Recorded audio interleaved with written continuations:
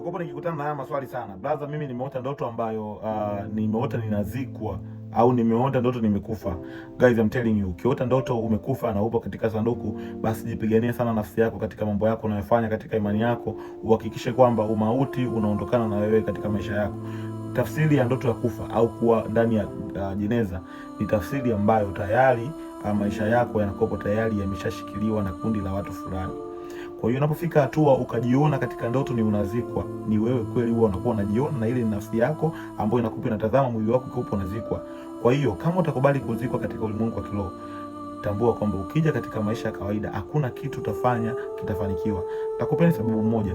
Kuna watu wengi ambao ukiwaangalia wana muonekano mzuri, aidha ni mwanamke unakuta na muonekano mzuri, ana shepu, ana kila sifa za kuitwa mwanamke, lakini the way anavyopigania ndoa yake au anavyopigania mahusiano aweze kupata mtu sahihi katika maisha yake, huwa mambo yanakuwa ni magumu sana. And then kuna mtu tu ambaye unamkuta ni waovyo, ana issue yoyote kubwa ya kumlinganisha na yule mtu, sio mzuri, hana shepu, lakini unakuta sehemu hiyo yeye anaolewa kirahisi zaidi, apigani, yani atumii nguvu ambazo alikuwa anazitumia yule kule mwanzo. Ni kwa sababu gani? Ni kwa sababu yule wa kwanza hata kama ni mzuri, hata kama ni muonekano mzuri, lakini ameshazikwa, ameshafukiwa, nyota yake haifanyi kazi tena. Kwa hiyo ni jitihada za nguvu za mwili kawaida haziwezi zikatosheleza kukamilisha mambo yako.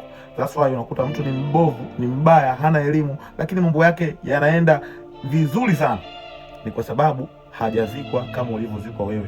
Kwa hiyo ukiota ndoto unazikwa, basi jaribu ukiamka hiyo ndoto kuikemea kwa imani yako, au jaribu kurudi katika mila zenu, and then uende ukatengeneze huko, kwa sababu ukichelewa maisha yako ndio kushina ibabuji. Agoba zinamu Chris Jama AK Black in Chao.